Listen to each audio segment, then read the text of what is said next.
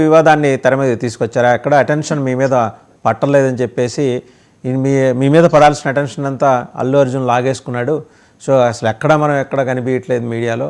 ఏదో ఒకటి మాట్లాడితే కానీ మళ్ళీ మనం కనపడే అవకాశం లేదని భావించి కడపకి వెళ్తే పులివెందులకు వెళ్తే ఎలాంటి రెస్పాన్స్ లేదు కాబట్టి ఏదో ఒకటి కొంచెం డైవర్ట్ చేద్దామనే ఉద్దేశంతో తెర మీద తీసుకొచ్చారా?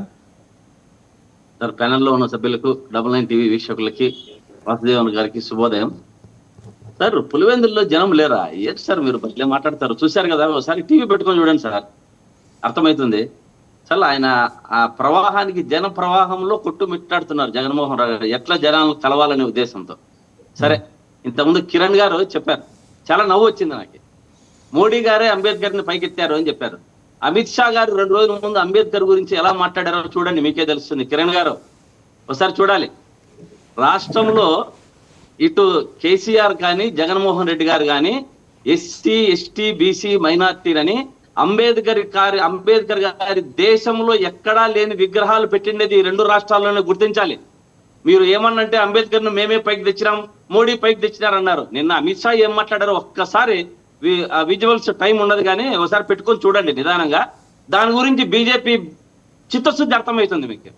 ఎస్సీల పట్ల మీకున్న చిత్తశుద్ధి ఒక్కసారి అమిత్ షా గారు మాట్లాడిన మాటలు వినండి అని నేను తెలియజేస్తున్నా. సార్, అదేవిధంగా రంగా గారు మాట్లాడారు, పోతిన మహేష్ గారు. వాస్తవం.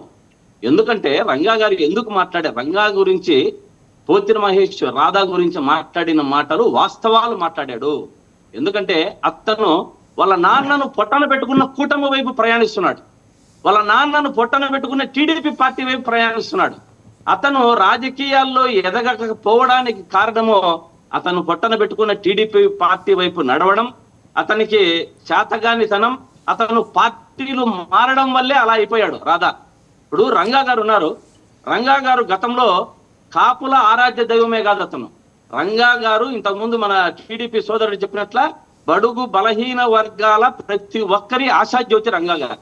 అతను మన రాష్ట్రంలోనే ఎక్కడ ఎవరికీ లేనన్ని విగ్రహాలు రాష్ట్రంలో ఉన్నాయి రంగా గారు.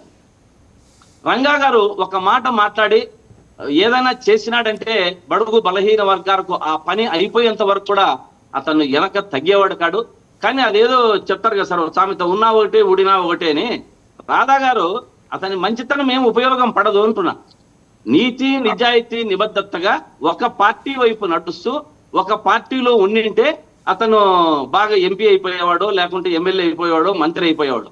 అతని రంగా అభిమానులే అతని తీరు నచ్చడం లేదు ఎవరికి.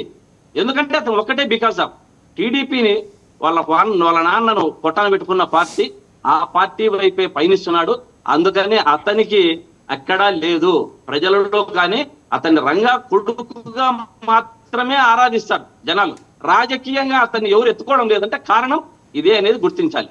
అదేవిధంగా రాధా గారు ఒక్కసారి మన పవన్ కళ్యాణ్ గారు ఎలా మాట్లాడారో రాధా గురించి కూడా చెప్పాలి. అంటే రాధా గారు కాపు కాదు కమ్మనో, కమ్మ కాదు కాపనో 2 విజువల్స్ మాట్లాడాడు. అంటే కాపులంతా కూడా ఒకే విధంగా పైకెత్తుకోవాల్సిన పని లేదు. కమ్మలకు కాపులు అండగా ఉంటేనే మనము పైకి రాగలం అనే విషయాన్ని పవన్ కళ్యాణ్ గారు కూడా ఎప్పుడో మాట్లాడారు.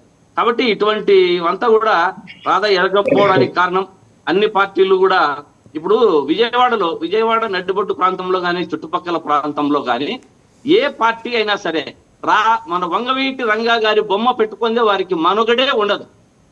ఎందుకంటే అలా అతన్ని 36 సంవత్సరముల తర్వాత చనిపోయినా కూడా నిజంగా చిరస్థాయిగా జనాల మదిలో నిలబడ్డాడు రంగా గారు. అంటే దానికి కారణం వారు చేసిన కృషిని. కానీ కొడుకు బూడిదలో పోసిన పన్నీరు మాదిరి